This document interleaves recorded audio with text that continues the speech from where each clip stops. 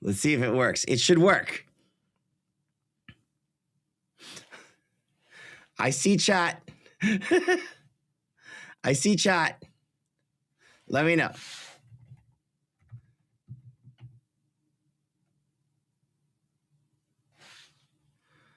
I think we're good.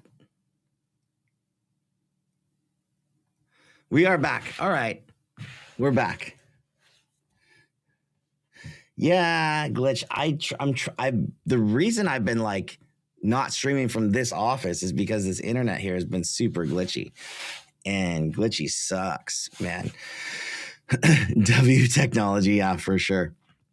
But anyways, yeah, it's a good day so far in the markets. We'll keep watching this as we get through. I think, I think it's pretty clear that the markets want a Santa Claus rally, at least so far. It's a nice press. I mean, yeah. Have I seen a MITS manager? Yeah, I saw the stream. What do you mean, holy smokes? God. We are back. All right. Now retweet the stream.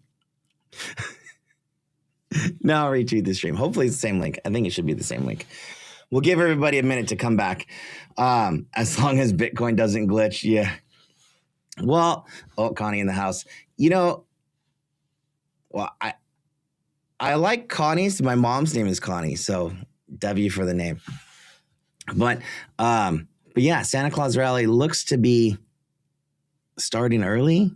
Technically, it was a short week. Technically, it doesn't really start until next week. But I mean, I think we're gonna be good. We'll give everybody a check it. It's like she's here again. What is up? Dude, I should have brought the Santa hat. I have one at home. Man, oh man. Fail on my end, for sure. Santa, vodka, and pickles. Is this a Polish thing? It's got to be a Polish thing. Oh, you guys are like, I think you guys are like asking for longer term stuff. So I like what's going on right now. I think that this, we could talk about it. I think that this is like the Santa Claus rally starting early. And was it last week? Or a couple weeks ago, the Fed said basically in not so many words that we're going to go into Goldilocks, if you will. And I had a stream, I think it was last week, that was like, look, this is the soft landing for sure. And we had this little period of, let's call it disinflation, not deflation, but disinflation, which lined up to the charts actually perfectly around like just under 675 for SPY 675. And honestly, the more I'm looking at this, the better it's looking. But we'll talk about it today for sure. Let me do this. Let me go ahead and share my screen, and we'll get this party actually started here. This work? There you go. So here's the debate. Gold versus growth stocks. Can they both go at the same time? That's the real question. If you guys haven't seen gold today, oh my goodness, and silver, all-time highs again. Technically, Goldilocks means that gold would underperform. And I think it was last week we did a little macro training. I have a smaller one today, probably not a big thing, but just looking at like, well, okay, I think that this relationship between gold and stocks or equities, if you will, it really does matter. And typically they don't both rally at the same time. So we'll get into that in a little bit. But before we do, here's what I got to do. If you're not familiar, every Monday, we just kind of go through and take a look at what happened last week, some headlines. This week first and foremost is the non-farm payroll stuff. And non-farm payrolls we got last week or the week before. Anyways, we got October and November numbers. what's wild here, and again, when you look at this stuff, bad data from let's say bad, I think like data that shows that we have less jobs being taken is going to equate to the market pricing and a higher probability that we get some more rate cuts in the longer term future. So one thing I would say is when I got these numbers, when we got these numbers, I looked at them like, oh, first thought is that, all right, well, these are kind of like halfway numbers and they're probably going to get revised quite a bit. But in the back of my head, we still have that, the Fed telling us, hey, look, Goldilocks is coming. Goldilocks is coming. And the question is when and what's that going to look like? And that is very much about that relationship between growth and inflation. And so when we got non-farm payrolls, this kind of gives us that growth look. So in October, the market was looking for actually positive 55,000 jobs. We came in negative 105,000, which is, again, good news for some rate cuts later on down the road. Right now, we only have 2 cuts priced into 2026 next year. What that did was it pushed the trajectory of the second rate cut up just slightly by like 1 Fed meeting. It didn't it didn't change the quantity of rate cuts that were expected for the year, but it moved that second rate cut up in probability just slightly. And then at the same time, we got non-farm payrolls for November. The biggest standout here to me was like, okay, so the negative number, if you will, this negative 105,000 mostly came from government jobs. Government jobs going down that much is not that big of a deal because it's all about the growth for the economy. So what that number is mostly looking at is this private payroll number. So if you split it up, there's government, there's manufacturing, there's private payrolls. And 52,000 positive here looks good. Most of the miss comes from that government number. And then we pretty much at the exact same time also get November payrolls here, which government slowed down slightly, manufacturing going up, private payrolls also doing better. So it looks good for growth. We just don't want it to look too good. Too good is going to be tough. And at the same time, we want to see inflation cooling. And we got CPI right after that. So CPI, there are 2 numbers. If you're not familiar with this, we have something called the headline number, which is just CPI, and something called the core number. There's also something called a super core. But anyways, these numbers are inflation rates. So 2.6 and 2.7 for the headline and core numbers. Honestly, compared to the prior, significantly lower. And so this was that big shift into what we could see as Goldilocks coming. And then the question really became, well, do we still have, how much more of this deflationary moment in time do we have? And honestly, the market's a forward-looking vehicle. It's probably done. That's probably it. The second that this CPI number came in, pretty much reversed everything, and we were ready to roll.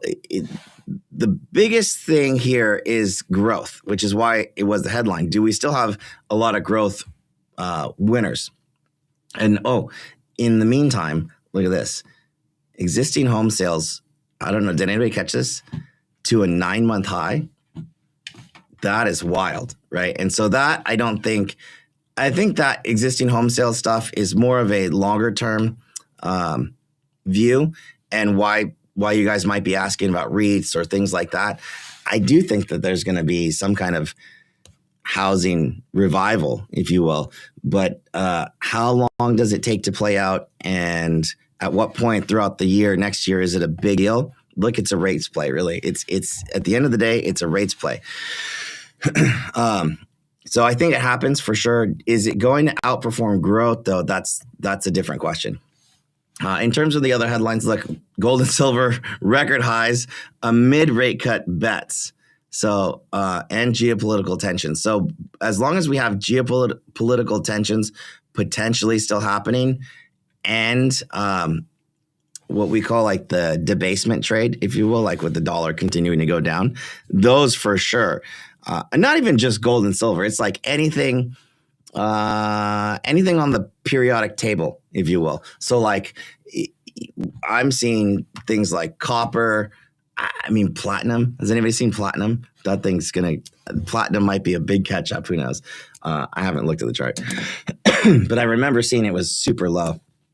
And then we even have oil futures rallying, right, on Venezuela stuff. So look, we have the Santa Claus rally coming. We got through the Bank of Japan rate hike. I mean, it was a nothing burger, right? And then Santa Claus rallies headlines are pretty much everywhere.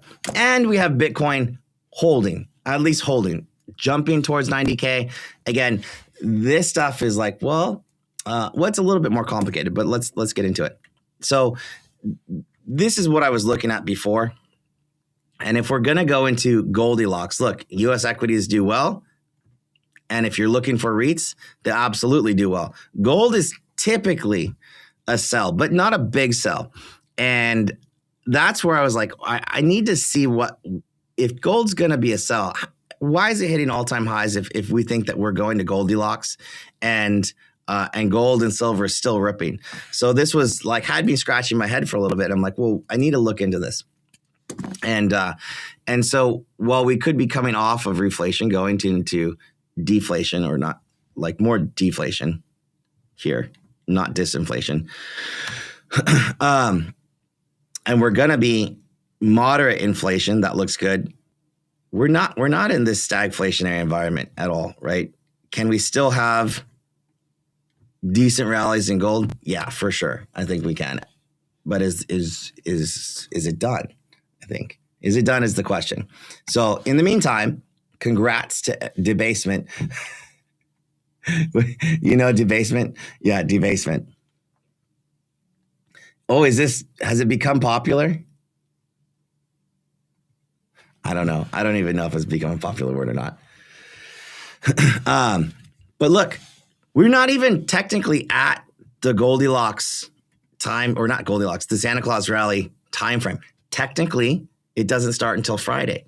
But for now, I think we can be still a little choppy, if you will. And again, I just want to taper some expectations. It's 1.33%, which, by the way, I'm pretty sure we did in a single day last week. I mean, this is just wild. So Santa Claus rally, not the big question. I think that this is definitively happening. So anyways, as I was doing, I have this stupid motion on this stuff. So as I was digging, look, there's this thing called financial repression. So you might know debasement as a term, but you probably don't know the term financial repression. And this is really it. It's the gold trade stays as long as real rates don't get progressively lower over time. Right. And sorry, this is ChatGPT or whatever AI thing. This is supposed to be nominal rates, and this is supposed to be the yield. But essentially, to get to the answer to my question about gold, it was, well, I had to back it up just a little bit and see what is the current regime, if you will, that we're in. And it's about this, not money printing, but it's this silent deleveraging. You guys, we've seen this in the Fed policy, and it's very much about that, the silent deleveraging, which is actually pretty good. But on this side, so the blue line here, this is like what we call GDP, or nominal GDP growth. And then the red line is the actual rates. And the distance between them, if the distance between them keeps going like this, look, then gold can actually, in this situation, continue to go higher. But it's really about keeping the cost of debt, if you will, consistently lower than growth and inflation. And that's the government effectively burning away, if you will, like the value of its debt. And so that silent deleveraging is like, what this shows up is like, do you keep cash in your bank account at whatever the interest rate is compared to the inflation rate is cash still like a bad asset to have? And so as long as dollars are going down and the real rate, if you will, which is down here, we have currently negative real rate. The real rate is negative. I mean, gold can actually stay. And that's how we see this higher for longer in terms of actual rates. Do rates really go all the way down? We're not seeing that priced into the charts, right? We only have 2 rate cuts priced in for next year right now.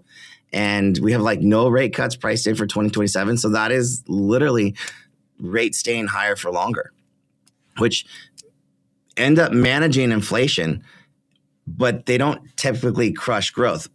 All that said, it's balanced with this stealth QE that the Fed's doing. This can actually keep the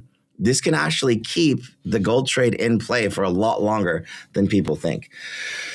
So I think the net of this here is, as long as the system essentially transfers wealth from like people that are saving to, debtors, if you will, or like into the gold, we see large banks buying gold, more of this stupid motion. This can stay, right? And so I'm like, all right, what are the mechanics, right? So the mechanics here is like gold, silver. If real rates remain under 2% for years, and no fiscal consolidation or productivity miracle is the AI trade. So if AI just absolutely boosts productivity out of the water, that's the pivotal moment, if you will, that gold will start to lose any kind of like, it will start to lose momentum at that point. And we're still seeing that in the charts. So we're not seeing Nvidia at all-time highs right now. We're not seeing Microsoft or Amazon at all-time highs. We are seeing Google up there, but also having pulled back a bit. So as long as there's still questions about this AI boom, look, then this gold rally can actually continue. And at worst case, there's a possible short-term washout for gold, which at the year end might be 15 to 25% at most, but likely just a temporary dip. And then the real clean exit, if we're looking for, is that clear exit, like from gold into growth. If we see that in the charts, look, then it's probably over, and that will be due to it will be due to the AI trade, right? So again, as long as sustained positive, this is what's going to happen. So if we get sustained positive real rates, all right, well, that's going to flip the story on gold. We don't have that right now. If we have genuine fiscal consolidation, meaning that the government actually cut spending. I looked at Kalshi and I'm like, how much is Trump expected to cut in spending next year? There's like nothing.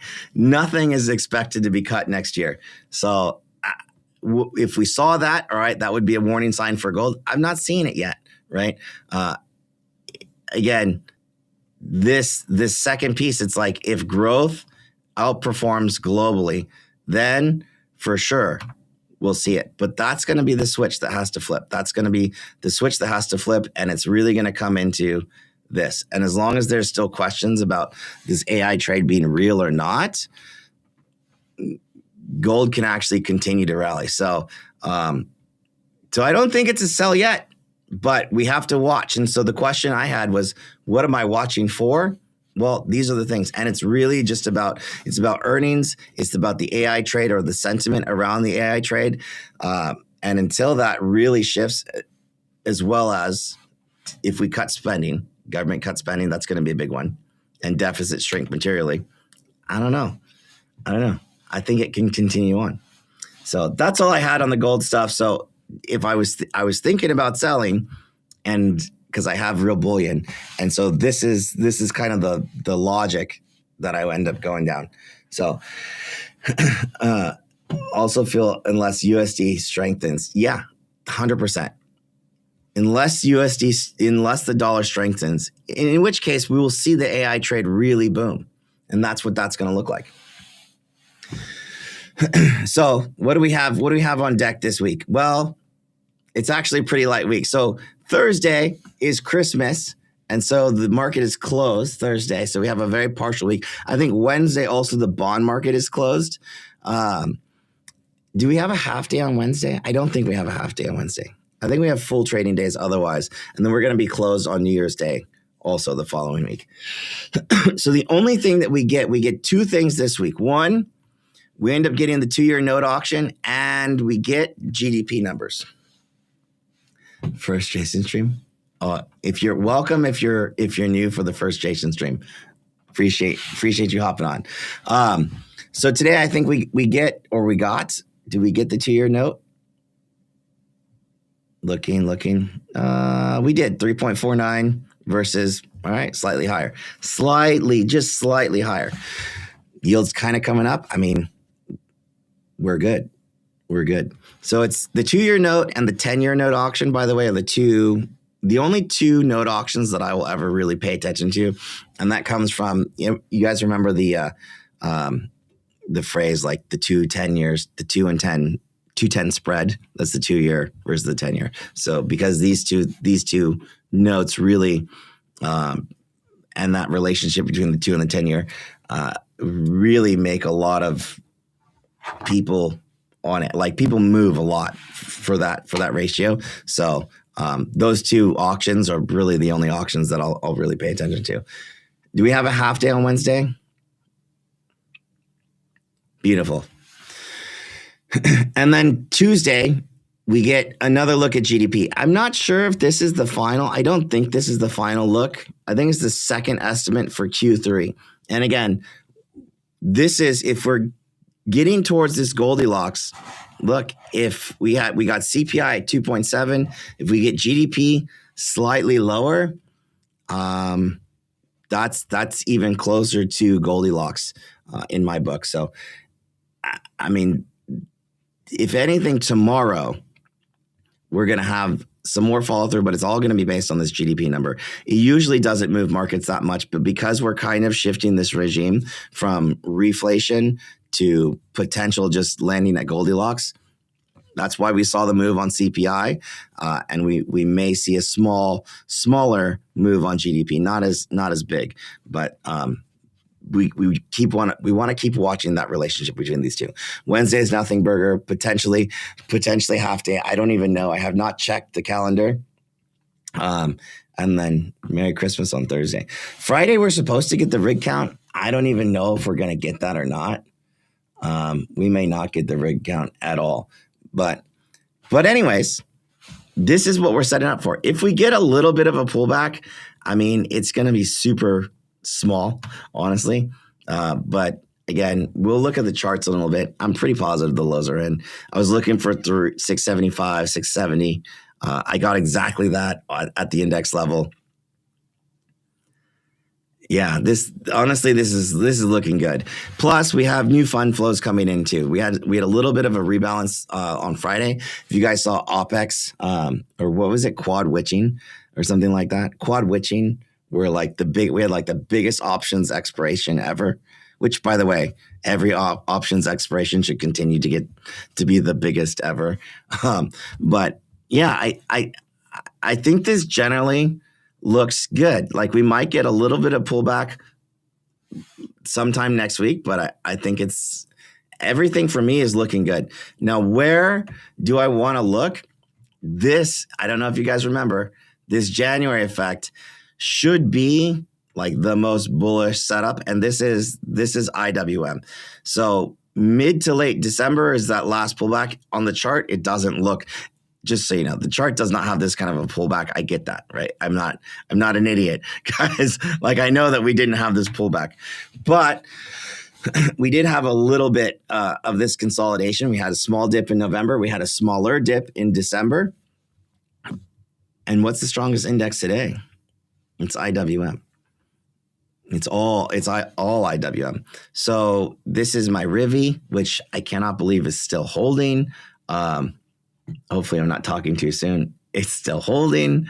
I think I'm going to put Rivian for my top pick for next year.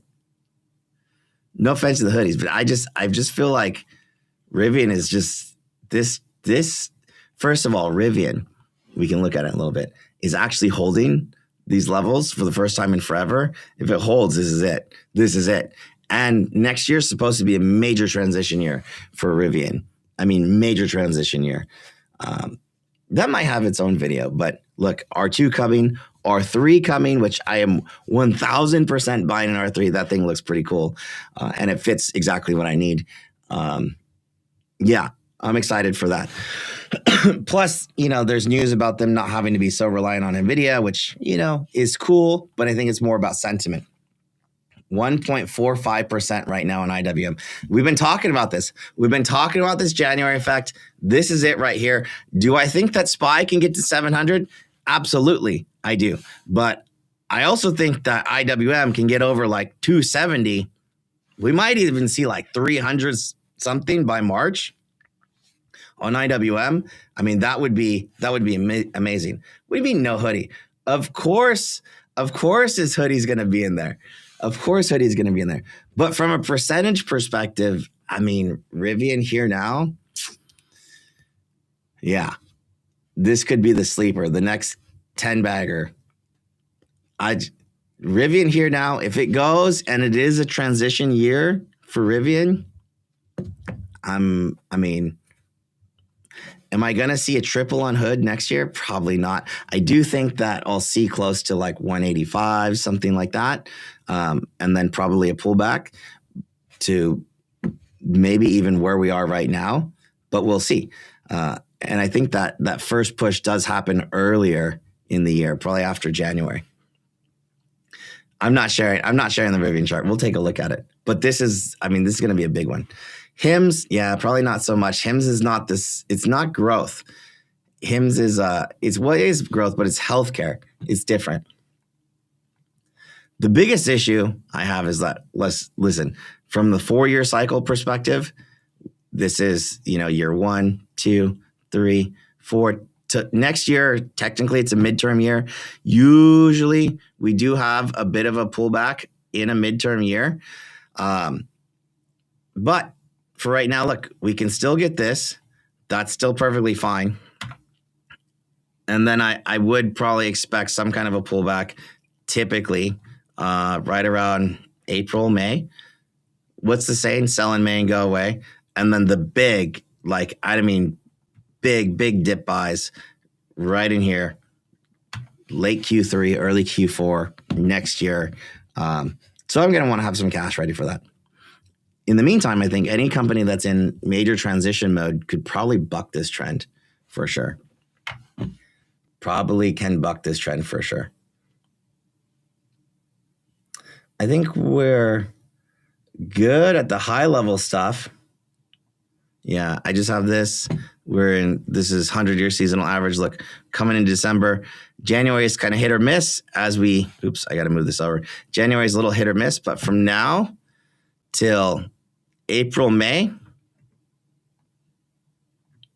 right there, we should be good. And then June is kind of sloppy, July, but then August, September is the dip. Every year, that's the dip right there. So we got definitely a lot of time. February looks like slightly flat to negative. I don't even remember that. You guys still coming in. Oh my God. Yeah. And if they can actually become real profitable, dude, that's such a huge thing. I mean, we're like huge. They're not priced for bankruptcy anymore, but if they can become if they show the slightest profit any point next year, I'm like, boom, $50, $60, $50, $60, right? Yeah. Regardless of seasonality. All right, let me take some of this down. So here's SPY. Before we get into the charts, I do have to check in with our good friend Miss Cleo. So give me 1 second. Let's go ahead, roll her intro, and see what she has to say.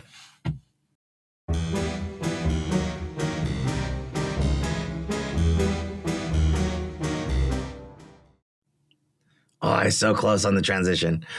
But here it is. All right. So Miss Cleo gives us 4 cards this week. Only 4. I mean, you know, so we got, oh, where'd he go? No. So if you're not familiar with Miss Cleo, she's the T for tarot. And she gives us a little bit of forecast. It's mostly for comedic effect, but we get a theme card, if you will, for the week. I don't think I've ever seen this theme card before. What is this? Temperance? Temperance. I don't even know what that... Does that mean like lame? Does that mean sideways? It's possible. It was a very, very low liquidity week for sure. Okay, I've definitely not seen these cards before. What is this? The 2 of Pentacles looks like a Joker. Yeah. This card, what is this? 6 of Cups. I remember this card. This is like charitable giving, so probably not the best one. Maybe a little bit of a pullback. Tuesday is what she's saying. And then skipping Wednesday, Thursday off, and then the Knight of Cups. I have no idea what this stuff means, so let's go ahead and ask her, right? So she wrote up a little blurb. So the theme card is Temperance this week. The market closes early on Christmas Eve and is closed on Christmas. Last week we had an OPEX quad which is where most of the trades for the remainder of December were deployed or closed out. Yep. Agreed. Perfect fit for Temperance, which has keywords of balance, patience, and harmony. Balance, patience, and harmony. By the way, it's a low trading week for sure. Like not really trying to do a whole lot of stuff. In market terms, this implies chop and several flat days. Well, dude, she's only given us 3 cards. How do we have several? Trend is very unlikely. So she's saying a flat week. Liquidity will be low for most of the week. So my guess is that it's one of the most boring weeks of the year. Possibly. Low liquidity environments, though, I don't know. Low liquidity environments can produce some pretty violent moves. I don't think we're going to see that, but it's TBD. So today, Monday, 2 of Pentacles, supposed to imply balance in the direction of mean reversion. What is that? Gap up and pull back. But history says otherwise. All right, while it's true that mean reversion is its nature, it prefers trend to balance. Therefore, I expect, is Miss Cleo like fading the actual card's meaning and interpreting them differently? I don't know. I expect to be chasing momentum here, but with light sizing. That's fair. I'm good. Tomorrow, Tuesday, 6 of Cups. 6 of Cups usually means mean reversion and often in the form of a trend. So Miss Cleo is kind of calling pullback. Turnaround Tuesday is what we call this. It's the mark of temperance, keeping us in balance, offering a bit of both worlds. Fair. Cups bring flowing price action that moves at a slower pace. This can make midday mean reversion feel like a change in direction, but patience is required here. Moves will take longer than normal to manifest. Yeah. If it's anything like this, honestly, I might take the week off. But Wednesday, Christmas Eve, bond market close, stocks close early, will pass. Thursday, Christmas Day, Merry Christmas. And then that brings us to Friday, 2-6 Knight of Cups and back-to-back cups, all low energy and slow and distracted price action. Again, fits temperance. So maybe a little bit of bounce. Looking for continuation here, but in the form of slow build, which is the opposite of the Knight of Swords. Price action will be similar in pattern to what we saw Tuesday. All right, so tomorrow's the day that we know. So don't change tactics. Trend is possible, and you can chase it as long as you buy time. Oh, now she's an option trader. Miss Cleo is an options trader, apparently. I would expect, though, that this will be a choppy day that fills in the middle of Monday and Tuesday's ranges, respectively. Fair. So if we get it down Tuesday, then fade the close. That's what Miss Cleo is saying. Recap: a decent chance of offsetting trend with a mild close to the week. Expect low liquidity. Holiday price action is usually a snoozer. Well, clearly Miss Cleo has not been around for some of the big ones. Sometimes a snoozer, sometimes not a snoozer. So we shall see. But this is how we're going to do it. So number one, I usually use like a 30-minute chart that's what you're looking at here with the extended hours turned on to kind of give me my view of the world, if you will, the broader trends. I'll zoom out quite a bit. And as you can see, look, the last NFP zone, or the last time we got, not this most recent round, but we got a lot of non-farm payroll data that defined the trend. This right here remains the absolute lows, 652s. And I was looking for a small retracement into this October area here, where this is actually, I believe this is an ADP number, but right here, I got a small little overlap below the 675 here, as low as 670 right there. That was literally the dip that I was looking for. And quite frankly, it was, I mean, it doesn't get any more perfect than that. But I can draw this like prevailing trend. We have, from a trend count perspective, even if you were to do this on a daily trend, we have a high, lower high, lower high. This ends up being a lower low here from that prior low. We had a downtrend forming, but the second that this right here gave us a new high over this area right here, the second that I got that higher high above this one, to me, I'm like, all right, I'm going to be looking for a retracement. So I had quickly pulled up a measured move.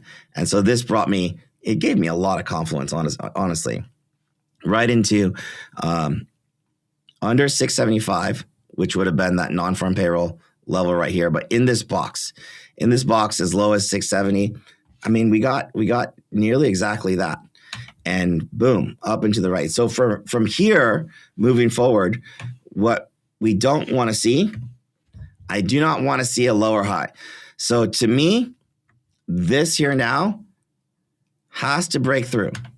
Not has to, but if this is going to be like a trend consolidation, this I want to see make a higher high up there over this last high.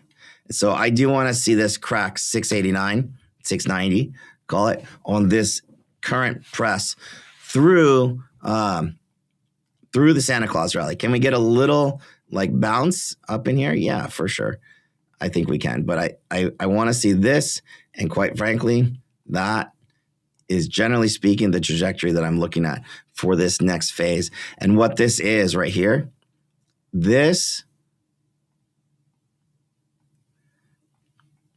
is a measured extension from that turns this entire pullback zone into consolidation.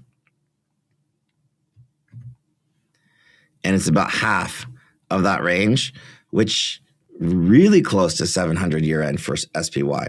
But by the end of the Santa Claus rally and then some, like absolute peak, I think 715. But yeah, that's how I see it right now.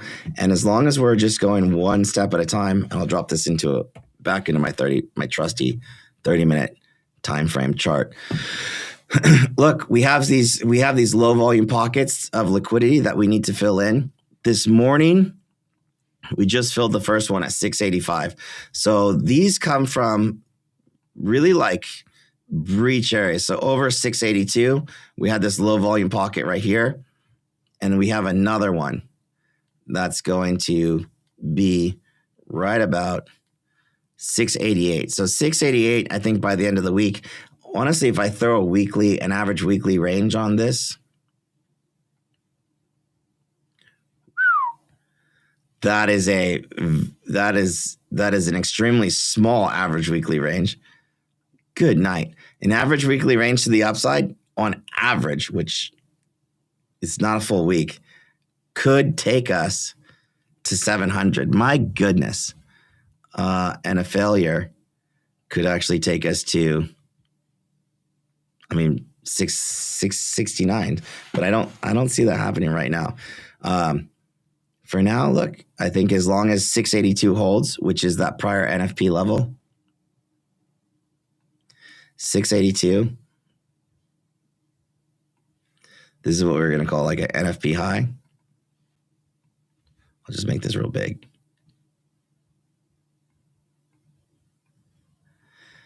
NFP high right there. That's going to serve as support for us. And honestly, if I pull this back to the left, I can see a lot of confluence too. So this has been a level for quite a while.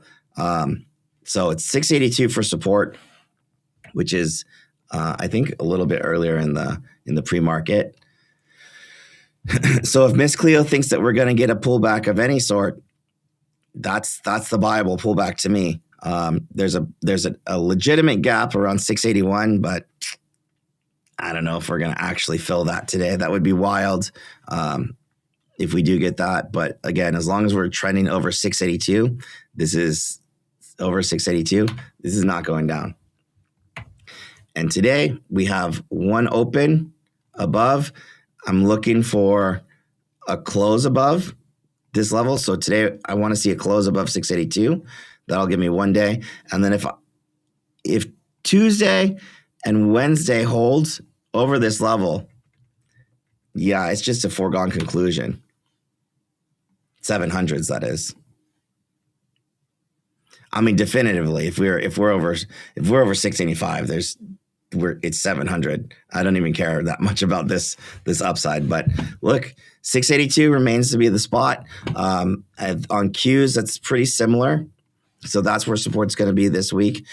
Qs had a bigger push. I actually think Qs can get to 625s on the week and continue, because Qs now become a bit of a catch-up trade. They still have yet to put in they still haven't broken their kind of like prevailing downtrend. So here to 625, like this, Qs is still not breaking out. This can pull back and do this, but it's not until we're over 630 for the Qs that that is actually ready to roll. So Qs is just in a bit of a catch-up moment right now. So it's still possibly locking a lower high, but the good news is on Qs, similar kind of pocket right in here. That is a higher low. So expect some kind of consolidation. On QQQ, support is just around 610, roughly that 50-day simple moving average. But anyways, yeah, let's take a look at a couple of things. So gold. Oh, I'm not going to lie. I've been kind of fighting this one. I mean, I saw a little bounce, but I have not. Up here, I actually faded it. And I'm still thinking like, dude, this, which is why I went into this. I'm like, okay, what am I missing here? So this consolidation here, I got to break through fully breakthrough consolidation already. So that's completed. 398 can be a pullback, but honestly, 398 can still be a viable pullback. The trajectory on this gold, 430 GLD. What does that put me on GC, on actual gold? On actual gold,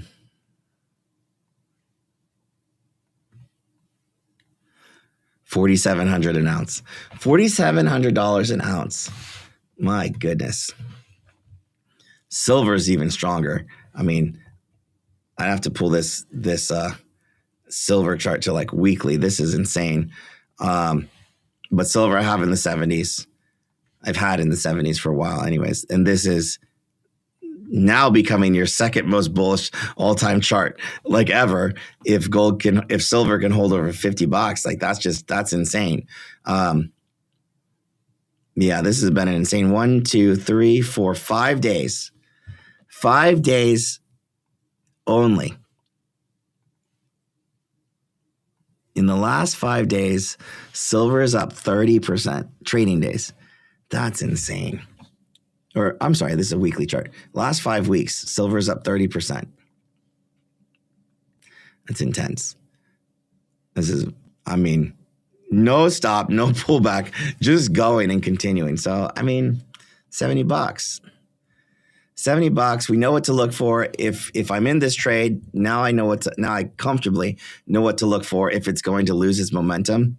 look, I don't see those things happening in the near future. So, so for those reasons, plus geopolitical concerns staying, this is this looks like it can continue to have legs. I was seriously considering selling some silver. There's so much silver. I'm like, this is crazy. But I mean, the more that I look into it, I'm like, if I sell it, it'd be super early. And it'd only be a little bit. But no, it's possible that we see $85 before this is over, or near 100. And I'm like, oh God, could you imagine $100 an ounce for silver? No, not weekly options. Definitely not.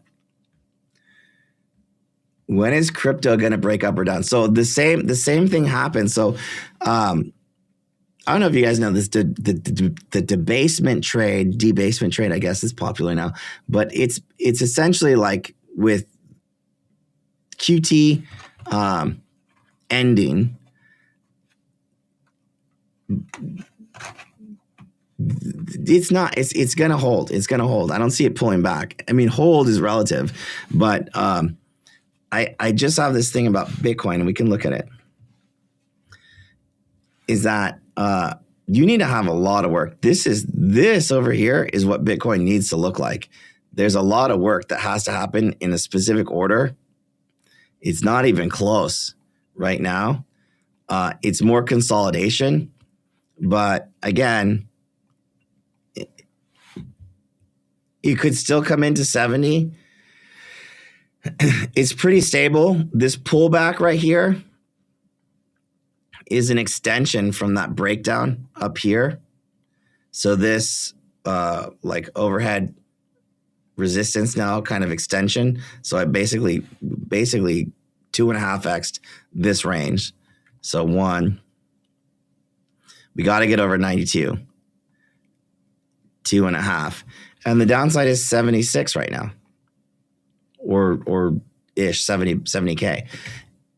But crypto is one of those assets where it's like, if you're new to this space, dude, it's not like equities. Doesn't move like that. It's extremely technical, and it blows through like liquidity pockets like nobody's business. So all that to say is, like, Bitcoin can, in reality, go down to 69 and then right over 150 plus in, I mean, a matter of weeks. Like, that is not unusual or abnormal or anything like that. For right now, it's 92K. That's the resistance. So 92, let's call it 93 just to be safe. So $92,858.53 if you want to be extremely explicit. That is your overhead resistance. That was support over here. And that is all you're seeing. You're seeing prior support become future resistance. I mean, it's not super complicated, but this is Bitcoin, technically speaking. We have very, very near-term support down here, very near-term support. That is holding right here. And I have a pretty measured move to the downside. Look, in this box between 93 and 85, it's consolidation.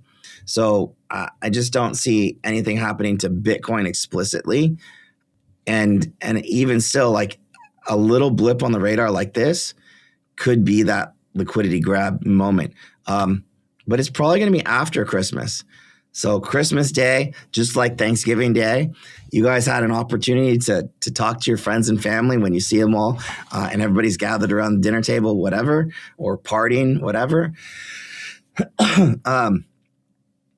It's going to be up to you guys. It's going to be up to everybody else to talk about crypto. And crypto will have a second chance to show its colors. If it's like Thanksgiving, it's probably going to be nothing burger on that actual day, but it's more about how that day is digested moving forward. So this is January to me. I mean, there's only a couple days left in December anyways. And what I will say is that within those couple days, it's very easy that you could see at least this to 100K. You could absolutely see that. But this was the prior resistance. I expect this area to act as resistance like it did over here. and we had it acting as support for a little bit. If you get up to this area, I mean, I expect another pull like drawdown, and it's probably going to look a little bit like this. And that's totally normal in the course of a week or two. Totally normal for Bitcoin. But if you're used to equities or slow moving assets, this ain't that. So I guess know your market. Ethereum, same thing. Tommy Lee, there's a bunch of this stuff that goes out about Ethereum, like, and bmnr's kind of like base case over the weekend, I think it was. You don't touch bmnr. About bmnr's like base case for Ethereum. They said it was 1800. Look, it is 1800. It's always been 1800, but it's not happening right now. It's 1850. Well, possibly 1850, possibly down to this, to 1650. So, I mean, if we're going to say 1800, might as well say 1650. And we might as well legitimately take this and say 1750. But it has always been this general area. Right here, right now, what we're looking at is a very basic pullback, perfectly landing right here at my golden pocket and exactly at the level I was looking for, 2648. So here's what I'll say.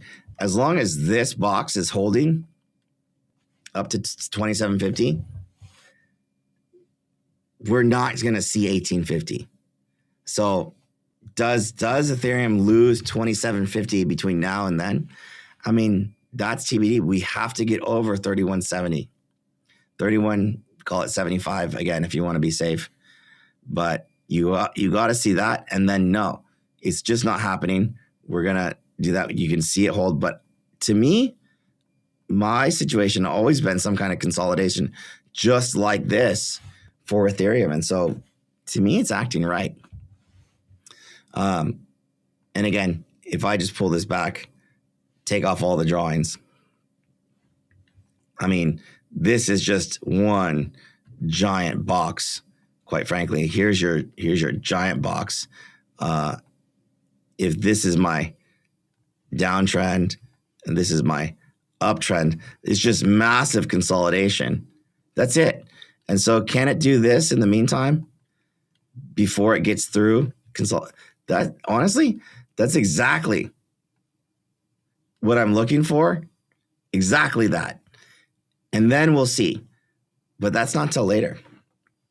And in the meantime, look, I mean, you have pretty clean overhead resistance, and you're dealing with pretty clean. This is a weekly chart, by the way. A pretty clean pivot point right now, where it was rejected before.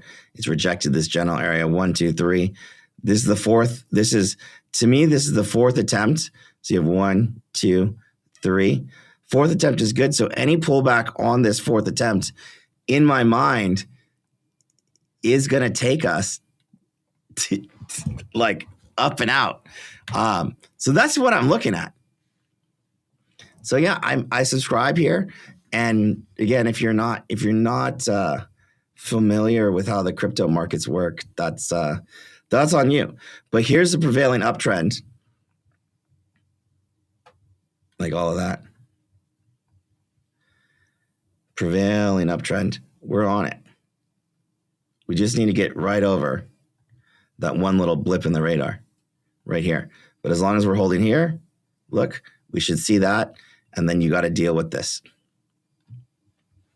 right there.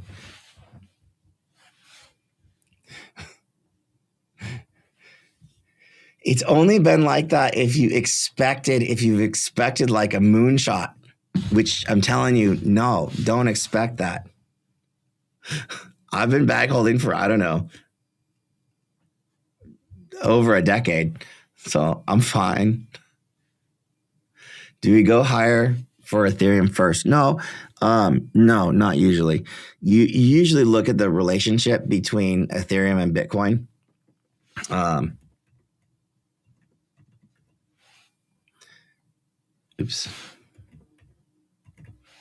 you just Bitcoin versus Ethereum as a ratio chart. So there are some points in time where Bitcoin or right now I think we're here, right, where Ethereum is starting to bounce a little bit better, but Bitcoin I think is going to hold. Bitcoin's not going to have the big lows. I don't really care personally about Bitcoin. It's probably, maximum right now you're going to get to 107 at some point right in here, at which point that's going to be resistance. So expect another pull drawdown, and then you have to deal essentially with this, what could be head and shoulders moment on Bitcoin at 108, 107, 108. And ideally that fails and becomes a pretty bullish indicator. But yeah, this is your prevailing uptrend. I'll make that green.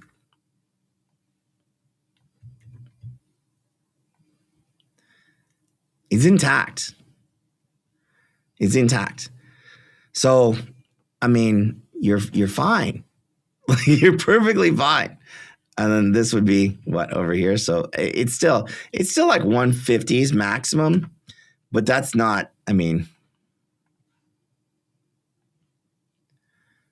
160. I don't know. 60, 70%. On Ethereum, it's about the entire range. On Ethereum, it's about turning this whole thing that is consolidation into a breakout zone, which, again, if you did that, I actually have it.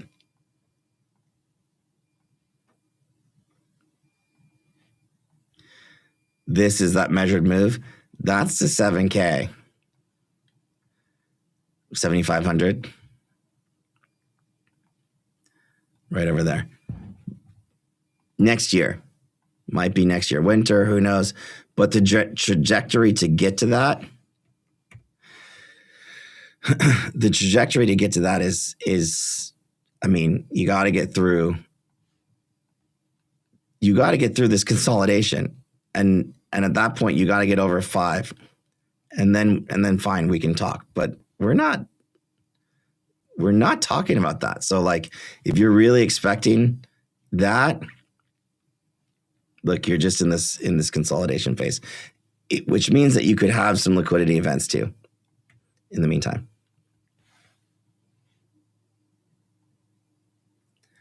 Everyone on YouTube, I wasn't screaming that. You can subscribe to this channel. But so in terms of bmnr, that's multifaceted. One, you have to have the digital treasuries, the DATs, if you will, still continuing to have some kind of hold some favor in the market. And two, I think it can, but during a consolidation, I don't know what bmnr is going to do. While ETH is in consolidation, bmnr could go down. I think we probably bottomed, at least for the near term. But if you get that pullback, if you do get a pullback in Ethereum, the bmnr is in the teens for sure. Like, it's in the deep teens. Here's that 30-minute chart. If I took this area here, here's the low end of the box, 27s. Look, you got up and over just a little bit, ran right into overhead resistance right here, which we've had as a measured move anyways. And honestly, right now, you're just coming back into the new support area. So the thing is, below 2750, yeah, this is not the lows. And so that puts your downside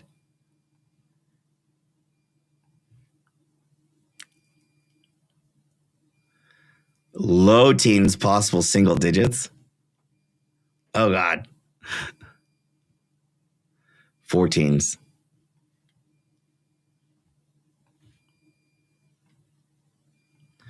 $15 to $12 right there. But we're ways away from seeing that. Right now, look, right now, this area is holding a support. It's not breaking out. Ethereum's in consolidation.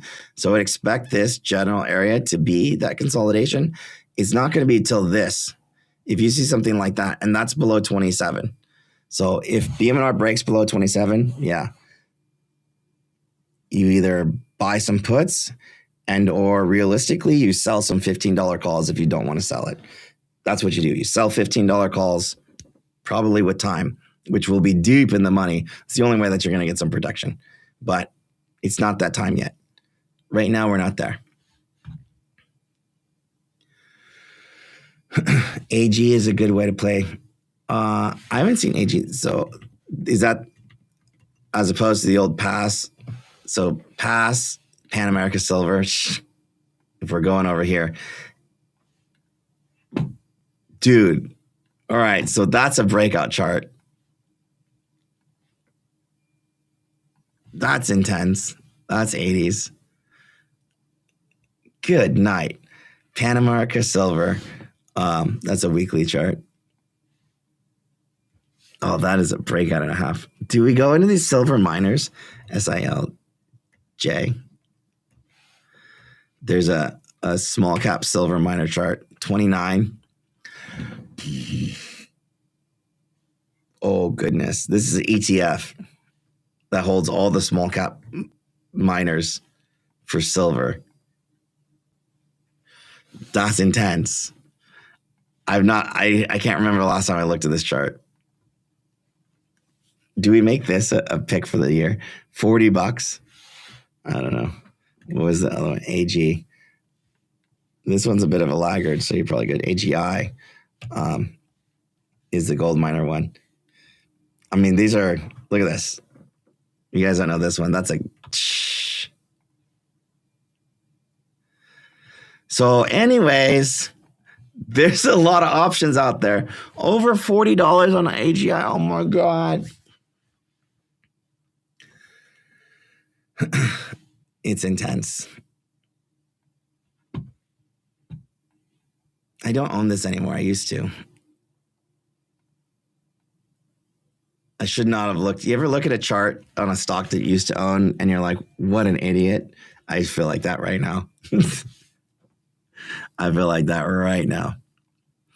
But as long as, I mean, honestly, as long as these trades stay in play, I don't think Bitcoin and Ethereum are going to fail, because a lot of that is the same. A lot of the crypto stuff has the same kind of logic behind it. It's like, if the government is going to fix its problems by printing more money or getting closer to QE, then anything that you can't print, if you will, should be good in theory, which is Bitcoin and Ethereum. These, I mean, because they move slower. They're more like investments, if you will. Me with rocketlab. Oh yeah, speaking of rocketlab, I mean this bad boy. So I'm done adding on rocketlab, but new all-time highs in place. This guy, look, what a snipe at 38. I didn't sell it. I don't think I want to sell it, but this move has been absolutely incredible with SpaceX like coming. I think that changes kind of like where the market cap can and should be. Clearly, the market is currently front running this. This is a 4-hour chart. I mean, just if you see Matt, ask him for some spare change or something. Our buddy, the chancellor or the commissioner of the White House now, Matt Money. Anyways, I said before, I think this has a three-digit handle on it. That's just a measured move from here. And this area right now, this was prior resistance around 70. So even pullbacks here can be deep. Let's just measure this from this $50 move. Yep, that can get you, there it is. That can get you this lower end support around 63. So even on a heavy pullback to 63, anything like that, yeah, that's how you get there. So I don't need to chase this here and now, but a pullback to 63 and change right around this prior support area, right here, right here, right here, which was resistance also here. If you see that turn into support, that's it. Your next move is triple digits. Let's just make sure once you're over 70 for sure. 95, maybe it undercuts it slightly. But man, I can't believe this thing. I mean, I guess I can believe it. Which, you know, I picked 2 stocks back in the day for the 10 baggers in 10 years that were post hoodie and post Palantir. That was rocketlab down here at like $8 or whatever. But rocketlab down here, when it was doing this, and I'll just take this,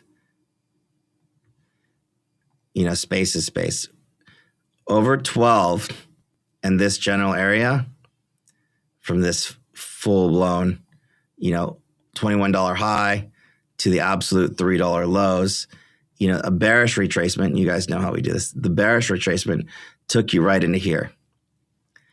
And the second it was over 12, it's like up and to the right. And you can kind of see, like, we've done this over and over and over, this exact exercise. Look, here it is one more time. And you even get a pullback right in that 14 level.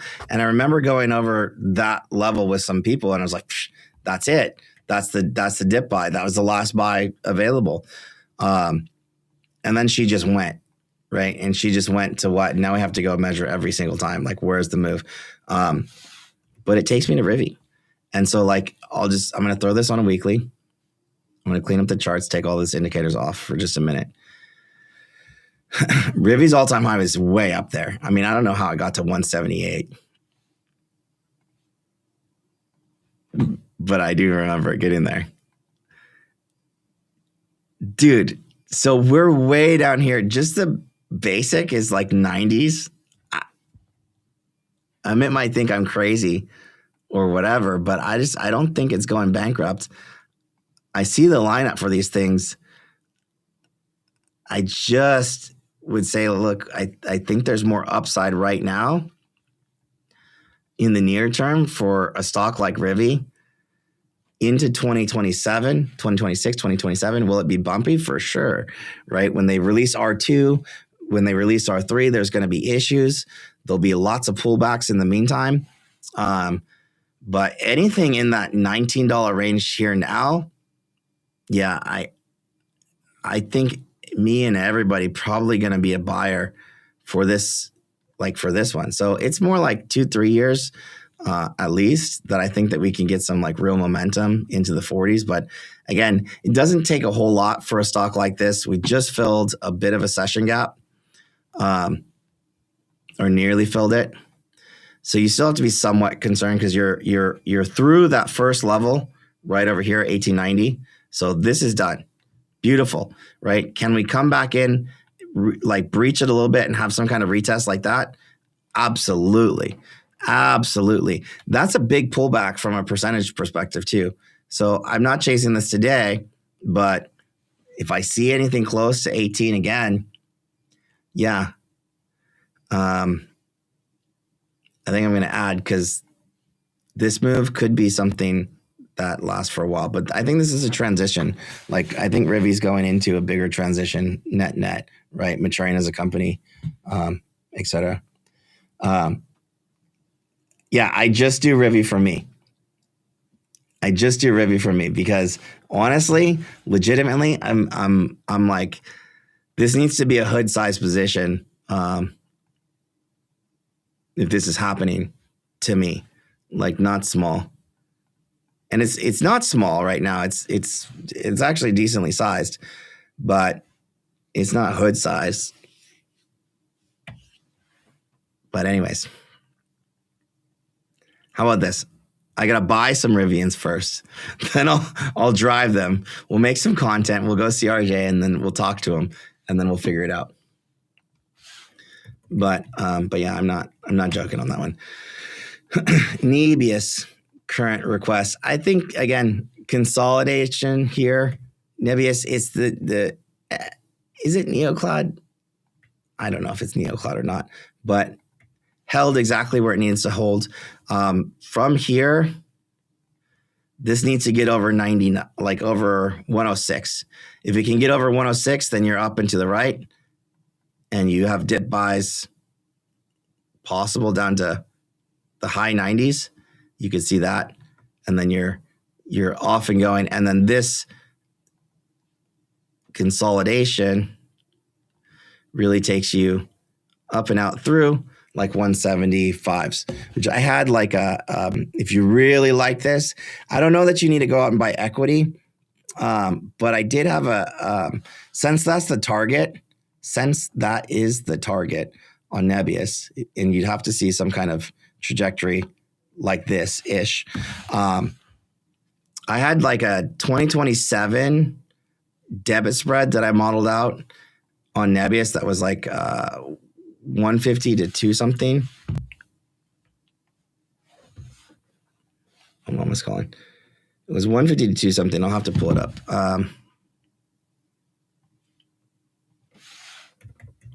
Which I opened and then closed later. But I think it's good.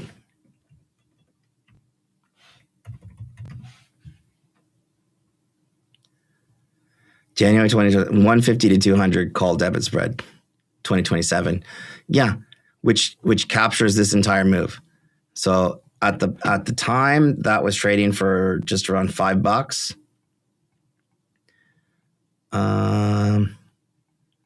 Yeah, that's a 1 to 10 risk reward, risking 1 to make 10, because that would be $50 worth debit spread.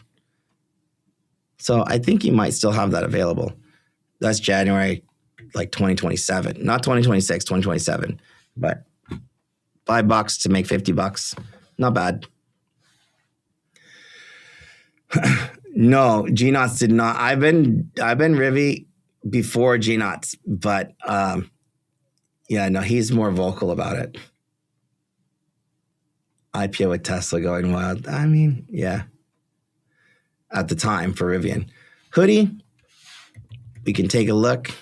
So Hoodie's still in this consolidation. I mean, it's looking decent.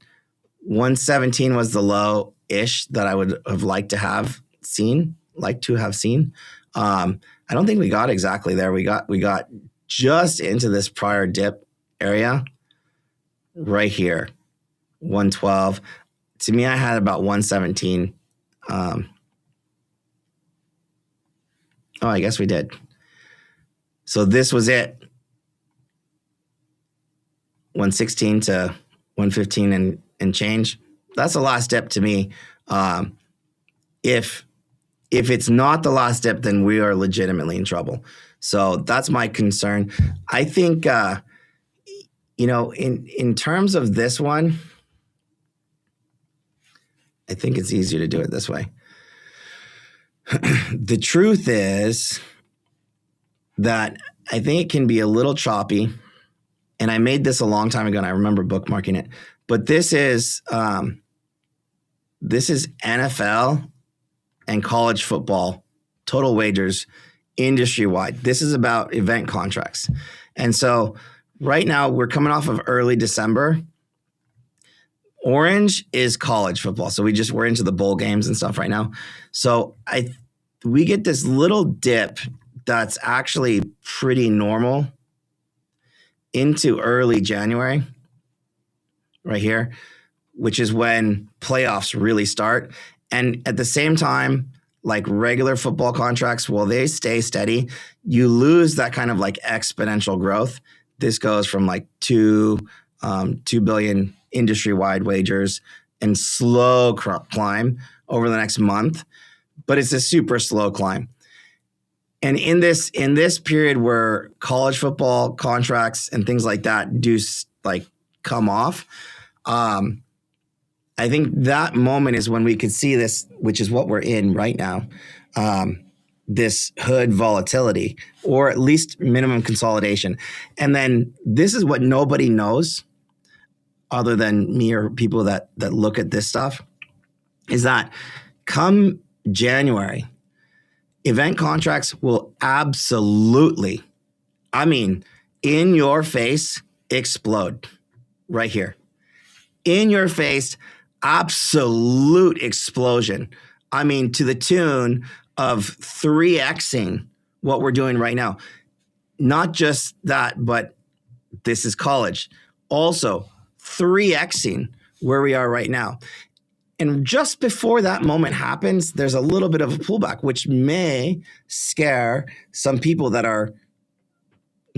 don't understand that sports betting industry, or don't really follow it. And I think that's exactly what we're seeing. Does this kind of bottom out around like 115s? I think so.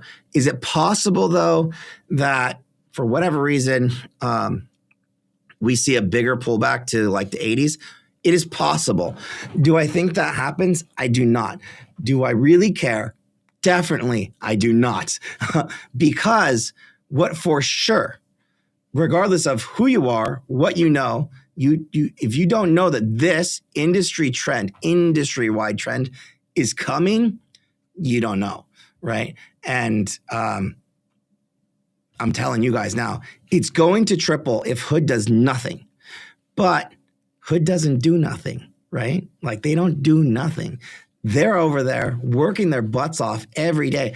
I went into the sports betting app for Hood again, and I'm looking at a complete revamp. Since the last announcement, I mean, insanely new like UI. So we have spreads on college football now. You have player props. You can bet on individual players. You have some combos, not really a lot of options, but they have combos available. That alone, that one little shift, it probably doubled Robinhood's addressable market in the sports betting arena. Boom, overnight. Nobody knows that. Telling you right now, that's what happened. Not to mention, look, this is coming. Whether or not you understand it, I don't care. But this is absolutely coming. So is Hoodie going to be on my top pick list? What do you think? But this is industry betting trends, not Hood, right? This is the sports betting industry as a whole. And so, you know, you look at things like, which I forgot to do some of the other stuff that we typically do, my bad. And I keep referencing this, DraftKings. It blows my mind that, Google, that DraftKings earnings, I don't know what they're, Don't send me personal emails, please. Their earnings is estimated to double.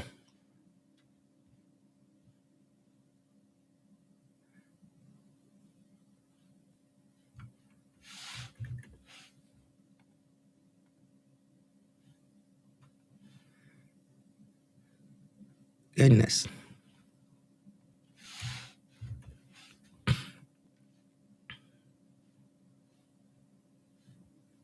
How do I get this revenue? Yeah. I'll have to zoom in and make it over here. So it's over here. This guy. Their revenue is supposed to go from 1.2 billion this last quarter that they reported, to 1.93 billion without announcing event contracts or anything else like that. But that's because of typical industry trends. Typical. So, yeah. Again, if you don't know this stuff, I mean, you don't know, which puts my Hoodie up into that 185 type area. So this pullback, I think, was good. It's as deep as I wanted to see to keep this chart generally healthy. To me, it looks good. That pullback was perfect. And then again, you know, if you look at this last resistance area, what happened? It just became support. So this is resistance turning into support. I mean, yeah, man, I'm happy. It looks good, but like crypto, I'm kind of like tapering those expectations, because if we do see like a bit of a blip on the radar in those event contracts, people are going to start being like, oh, well, Hood didn't deserve this, that, or the other. But that's just going to be an opportunity, because at the end of the day, they most likely don't understand what's coming in January. And it's not small. Like, it's not small. Until then, what we have is a bit of a consolidation. So I'm just going to take this general area, which means that we could see it pop up to like 130s or so, and a pullback into 120s and go nowhere for a while, right? And then once that finally happens, then this whole thing here does become consolidation. And it's not until like something like that happens, or something to that effect, right? Like wherever that happens in this area, till we break that prevailing downtrend, which is here, and we hold this prevailing uptrend in consolidation. Look, this is sideways price action. Not expecting a whole lot until we see those kind of like January numbers, and then that ends up catching people off guard, which should break me to 175, give or take. I mean, if that happens, that's a big deal, and then we pull this back. But at the end of the day, what is that for the year? I mean, it's 50%, maybe a little bit more, at most 200 for the year. I mean, that's a super stretch, but that's not Rivian type gains from percentage perspective. So because of that, Rivi's got to go on. And that is it in simplest terms. Does this look good? Absolutely. This looks good. But 185s, something like that, I think realistically, max, best case scenario for a hoodie, which is great. I think, let me do a quick time check. I mean, we've been about an hour and a half. Honestly, I think that's good. Let me see if I do. What's DB? Oh, yeah. So this is a global. That looks good. This is another slow mover. You don't want to trade this, but you can own it and say, all right, this should be going to 42s for DB over a slow period of time. But expect a pullback here. And anything around 36 is buyable to 42s. Lulu, I mean, not. So if I'm thinking, so Lulu's okay.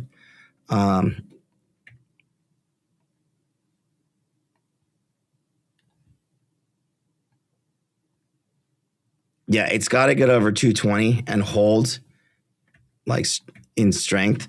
Otherwise, you're essentially just retesting that prior low, 226. You guys can see it here now a little bit better. But you're retesting this prior breakdown. You've rallied up to that and the 200-day simple moving average hit your head. I think this can come back down into 90s and be a low grind, but it has to look like that. Not a big discount here. It's not out of the weeds. So it's the next higher low on this chart. And so what you would do is kind of like take these lows right here. And if I zoom in a little bit better. So it's these lows, these general lows right here that are higher. Break of structure, not a large break, but as long as it holds this general trajectory, I think it's fine. This, to me, looks like a lot of consolidation coming.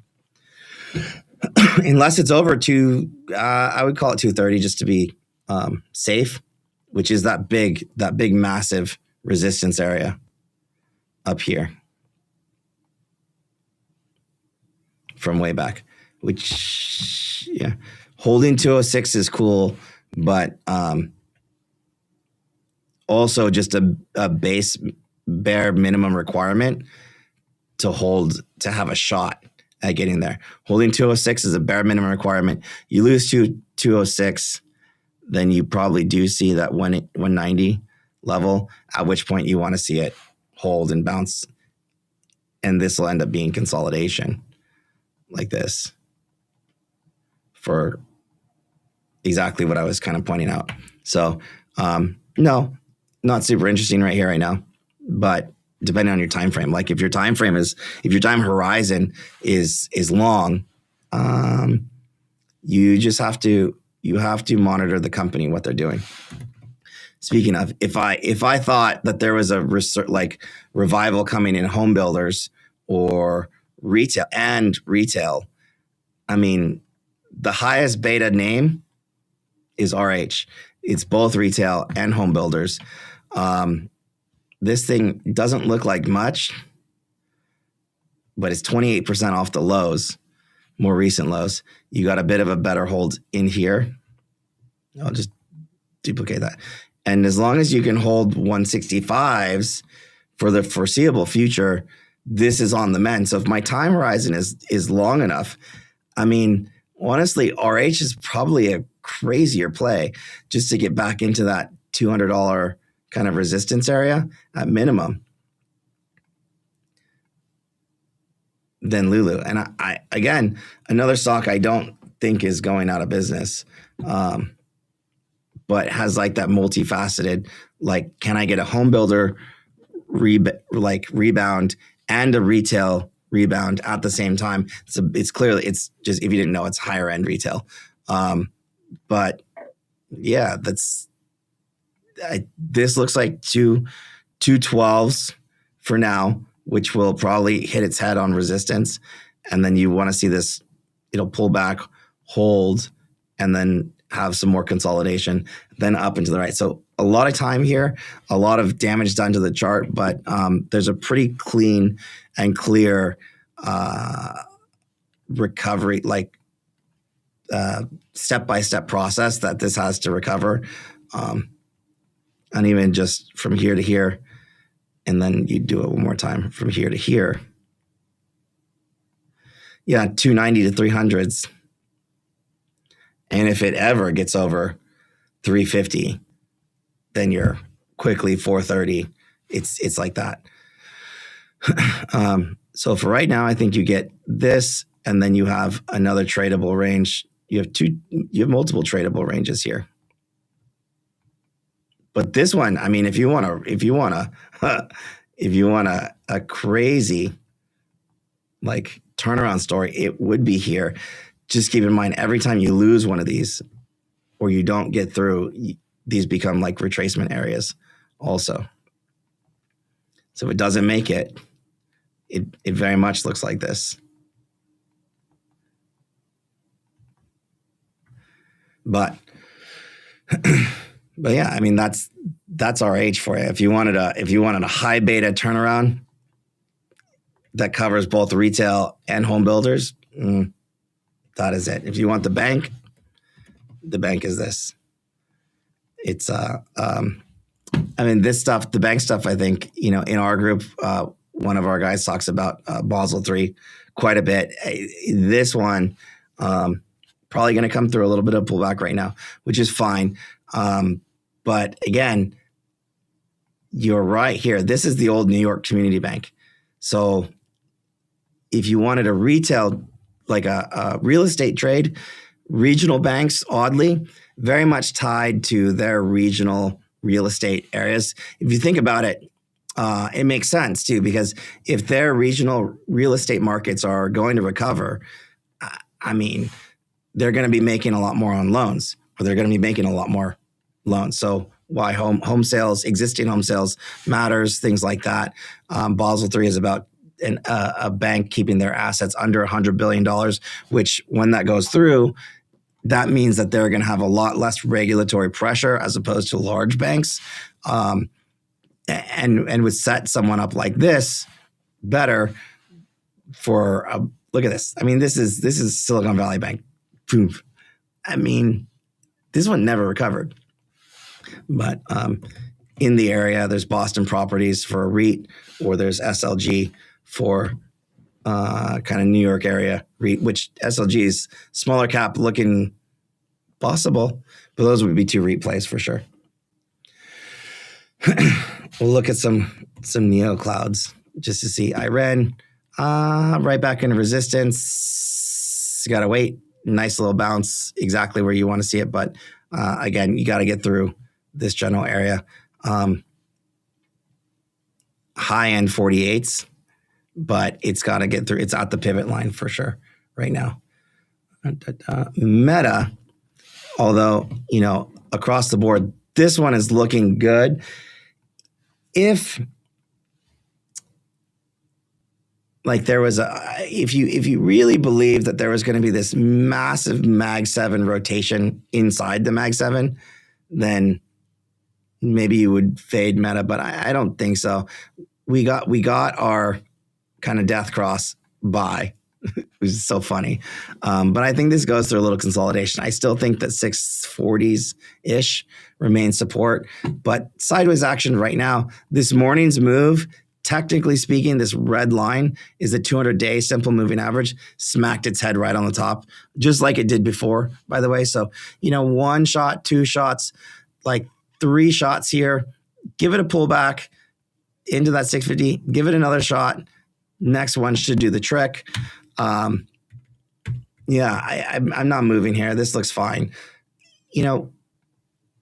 If we're looking at other charts, if we're looking at next year, usually I pull out one of these 364-day charts. And this is the annual candles for Meta. So look at this. This is 2024, by the way. Nobody does this. 2024 all-time highs. If that price, what is that price? Pretty sure that's like the same price that we're dealing with right now. What does it say? 659. So if Meta can get over 659 for the year and hold next year, I would absolutely expect a second green candle like that and just continue on that massive consolidation. So that looks perfectly fine to me. Another one that's in active breakout mode. This is annual candles for Tesla. You guys tell me. I mean, if this area here was the pivot for Tesla to break out of next year or for the next years, guys, it's pretty straightforward that's 6-7 plus for 2025. Sometimes charting is this simple. I don't oversimplify it, but sometimes it's this simple. They're like, what? Okay.